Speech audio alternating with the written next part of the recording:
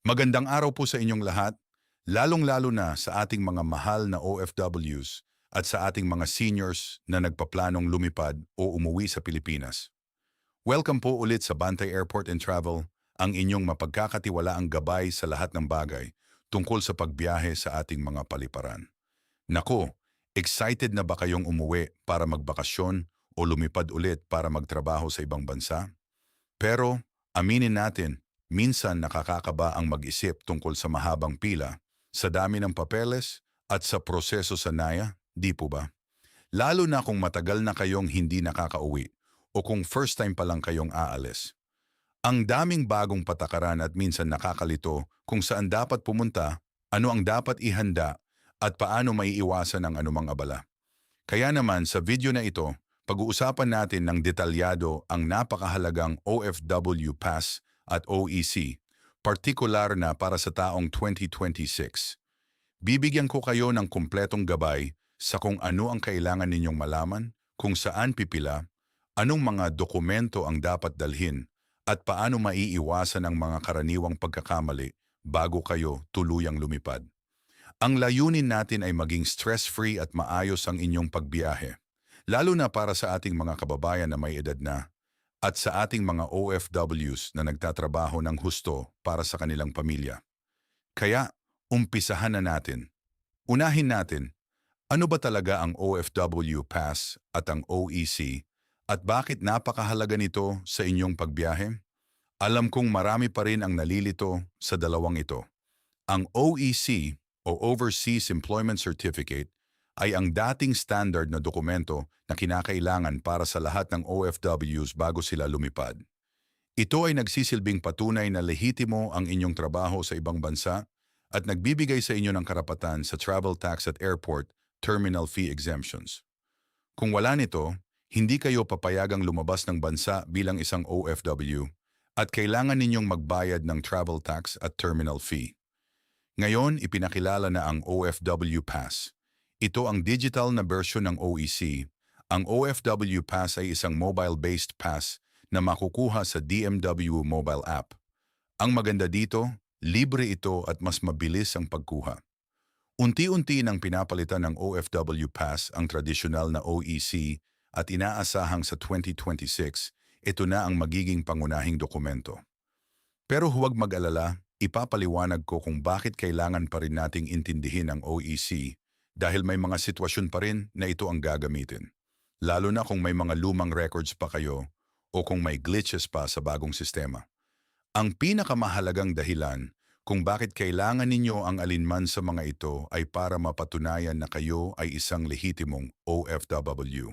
Ito ang magbibigay sa inyo ng mga benepisyo at proteksyon mula sa gobyerno. At syempre, ang exemption sa travel tax at terminal fee na malaking tulong sa inyong budget. Kaya, huwag na huwag ninyong kakalimutan na asikasuhin ito bago pa man ang inyong flight. Ngayon, malinaw na siguro sa atin kung ano ang OFW Pass at OEC. Ang susunod na tanong ay, sino ba talaga ang dapat kumuha nito? Simple lang po ang sagot. Halos lahat ng overseas Filipino workers. Narito ang mga specific na kategorya. Una, ang mga first-time OFWs o iyong mga paalis pa lang ng bansa para magtrabaho sa unang pagkakataon. Kailangan ninyong kumuha ng OFW Pass para maproseso ang inyong paglisan bilang isang lehitimong manggagawa sa ibang bansa. Ito ang magsisilbing gate pass ninyo sa immigration. Pangalawa, ang mga balik manggagawa year. Ito ay ang mga OFWs na nagbakasyon sa Pilipinas at babalik na sa kanilang trabaho sa ibang bansa. Kasama rito kung babalik kayo sa parehong employer at sa parehong kontrata. O kahit pa may bago kayong employer o bagong kontrata. Kailangan ninyo pa rin kumuha ng OFW Pass bago kayo lumipad pabalik. Marami ang nagkakamali dito, iniisip na dahil nakabalik na sila, hindi na nila kailangan. Pero kailangan pa rin po para ma-enjoy ninyo ang mga benepisyo at para walang abala sa immigration. Pangatlo, kahit na kayo ay nakabakasyon lang at wala pang balak bumalik, pero may existing na kayong kontrata at balak ninyong bumalik sa inyong employer, kailangan pa rin ninyo itong asikasuhin. Ang OFW Pass ay para sa lahat ng OFWs na lumilipad palabas ng Pilipinas para magtrabaho o bumalik sa kanilang trabaho. Mayroon din namang iilan na exempted tulad ng mga dependent ng OFWs o mga diplomat, pero ang pangkalahatang patakaran ay dapat mayroon kayo nito. Kaya kung kayo ay kabilang sa mga kategoryang ito, siguraduhin ninyong may OFW Pass o OEC kayo bago pa man dumating ang araw ng inyong flight. Huwag na nating hintayin na sa airport pa tayo magkakaproblema. Ngayon, dumako na tayo sa pinakamahalagang bahagi. Paano ba kumuha ng OFW Pass? Ang maganda nito, napakadali na ngayon dahil sa DMW mobile app. Ito ang magiging gabay ninyo lalo na para sa ating mga seniors na hindi masyadong techie. Huwag po kayo mag-alala, kayang-kaya ninyo ito. Unang hakbang, i-download ang DMW mobile app. Hanapin ninyo ito sa Google Play Store kung Android ang inyong telepono o sa App Store kung iPhone na naman. Libre po itong i-download. Kung nahihirapan kayo, magpatulong sa inyong anak, apo o kamag-anak. Pangalawang hakbang, mag-register o mag-login sa app. Kung first-time user kayo, kailangan ninyong gumawa ng account. Sundin lang ang mga instructions sa screen. Karaniwan hihingin ang inyong personal na impormasyon, email address, at isang password. Kung mayroon na kayong account, i-login lang. Pangatlong hakbang, i-upload ang inyong mga dokumento. Dito ninyo i-attach ang scanned copies o clear photos ng inyong passport. Siguraduhin na mayroon pang 6 months validity, visa at ang inyong employment contract. Mahalaga na malinaw ang bawat detalye sa mga dokumento na i-upload ninyo. Kung may iba pang hinihingi, siguraduhin ding kumpleto. Pang-apat na hakbang, hintayin ang approval. Pagkatapos ninyong masubmit ang lahat ng requirements, maghintay ng kumpirmasyon mula sa DMW. Karaniwan, mabilis lang ito kung kumpleto at tama ang inyong mga isinumite. May notification kayong matatanggap sa app kapag approved na ang inyong OFW Pass. Panglimang hakbang, i-generate ang inyong OFW Pass QR code. Kapag approved na, may option kayong i-generate ang inyong OFW Pass QR code. Ito ang mahalaga. Maaari ninyo itong i-screenshot at i-save sa inyong phone o mas mainam, i-print ang isang kopya. Ang printout ay magandang backup kung sakaling magkaproblema sa phone ninyo sa airport. Ang pinakamahalagang paalala, gawin ito bago pa kayo pumunta sa airport. Huwag na huwag ninyong antayin na sa mismong araw ng flight kayo mag-a-apply. Maglaan ng sapat na panahon para dito para maiwasan ang anumang pagmamadali at abala. Okay, na-secure na natin ang inyong OFW Pass online. Pero huwag maging kampante. Kahit may digital OFW Pass na kayo sa inyong cellphone, mahalaga pa ring mayroon kayong mga pisikal na dokumento na dala-dala sa NAIA. Ito ang magsisilbing backup at para sa verification ng mga autoridad. Kaya, heto ang listahan ng mga dapat ninyong ihanda at dalhin. Una, ang inyong passport. Ito ang pinakapangunahing dokumento. Siguraduhin na valid pa ito ng hindi bababa sa 6 na buwan mula sa inyong intended date of travel. Magdala rin ng kopya nito sa kaso ng pagkawala o kailangan ng extra copy. Pangalawa, ang inyong visa. Ang visa para sa bansang inyong pupuntahan. Siguraduhin din na valid ito at tugma sa inyong employment. Maaaring photocopy lang ang dalhin, pero mas mainam kung may original kayo ng visa o visa approval letter. Pangatlo, ang inyong employment contract. Ito ang kopya ng inyong kontrata sa trabaho. Mas mainam kung may dala kayong original at ilang photocopies. Ito ang magpapatunay ng inyong employment sa ibang bansa. Pang-apat, ang inyong flight ticket o itinerary. Ang printed copy ng inyong e-ticket o flight booking. Mahalaga ito para sa verification ng inyong flight details. Panglima, ang printed copy o screenshot ng inyong OFW Pass QR code. Kahit na nasa phone ninyo na ang OFW Pass, maganda pa rin meron kayong printout. Kung sakaling malobat ang phone ninyo o magkaproblema sa signal, meron kayong physical copy na maipapakita. I-save din ang screenshot sa inyong gallery para madaling mahanap. Pang-anim, ang inyong company ID o work permit, kung mayroon na kayo. Ito ay dagdag na patunay ng inyong trabaho. Kung babalik kayo sa dating employer, makakatulong ito sa mabilis na proseso. Ang payo ko po sa inyo, ilagay ang lahat ng mahalagang dokumento sa isang clear na folder o pouch at dalhin ito sa inyong hand carry bag. Huwag ninyong ilalagay sa check-in luggage para madaling maabot at hindi mawawala. Double-check ninyo ang lahat ng dokumento bago umalis ng bahay. Ang pagiging handa ay makakatulong para maging mabilis at walang abala ang inyong paglakad sa airport. Eto na, nasa Naya na tayo. Marami sa atin ang kinakabahan sa dami ng tao at pila sa airport. Pero huwag po kayong mag-alala, meron tayong specific na lugar para sa ating mga OFWs. Importante na alam ninyo kung saan kayo pupunta para hindi kayo maligaw at mapabilis ang inyong proseso.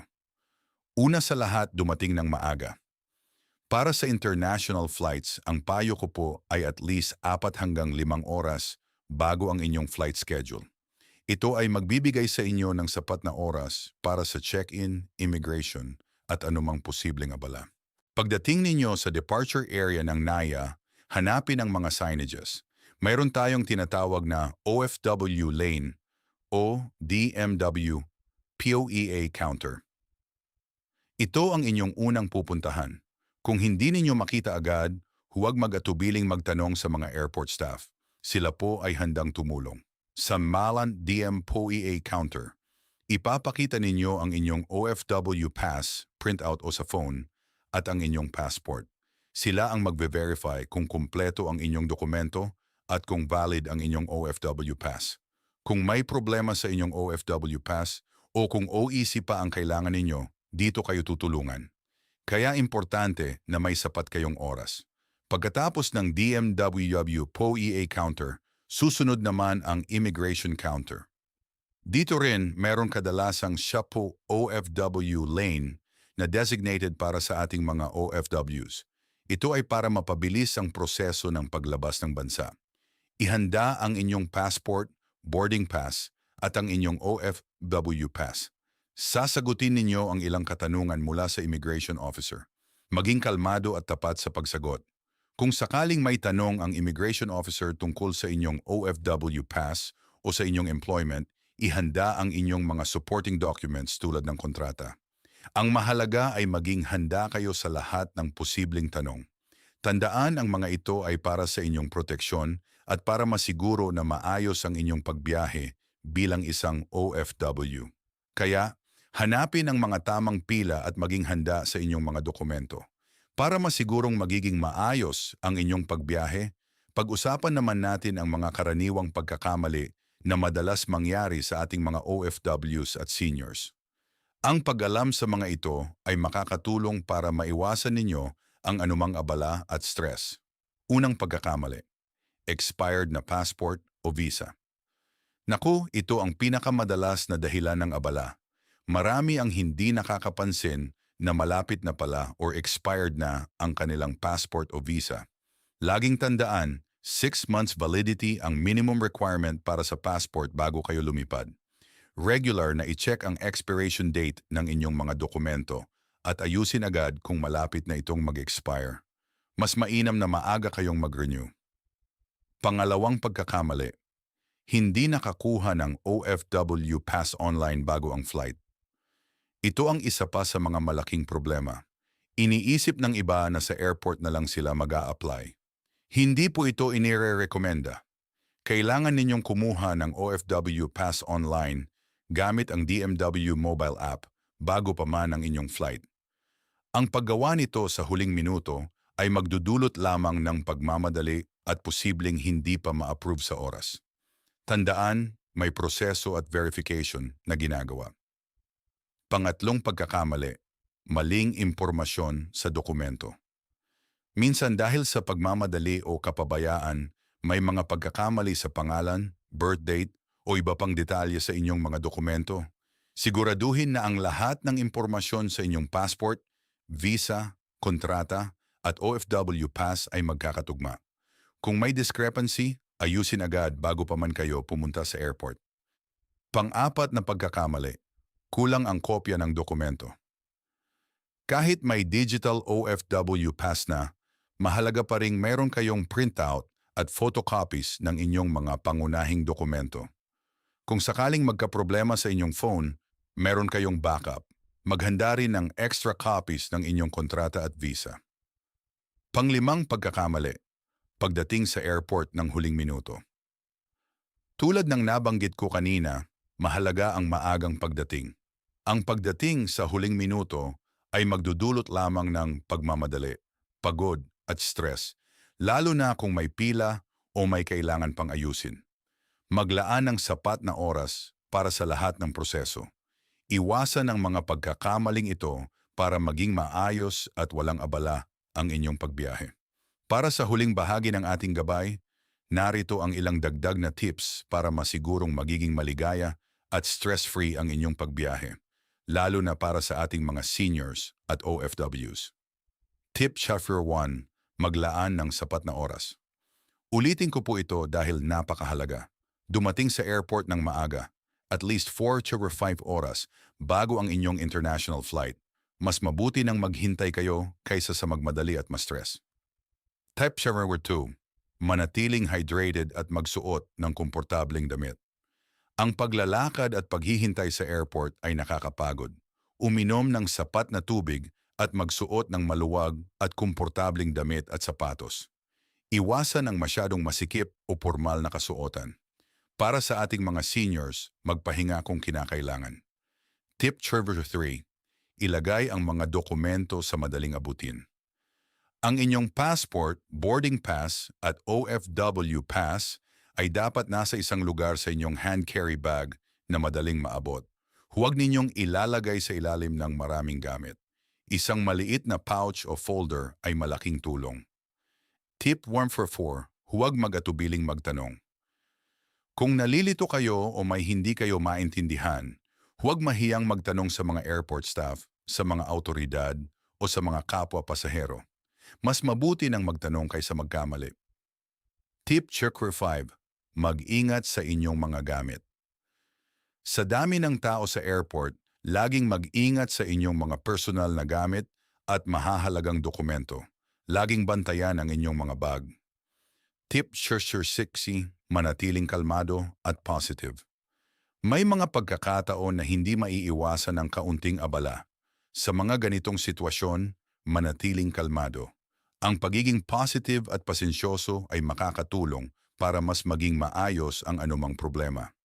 Sa huli, tandaan po natin na ang pagiging handa ang susi sa isang maayos at maligayang pagbiyahe. Ang Bantay Airport and Travel ay laging nandito para magbigay ng gabay at impormasyon sa inyo. Sana ay nakatulong ang video na ito sa inyong paghahanda para sa inyong pagbiyahe sa Naya.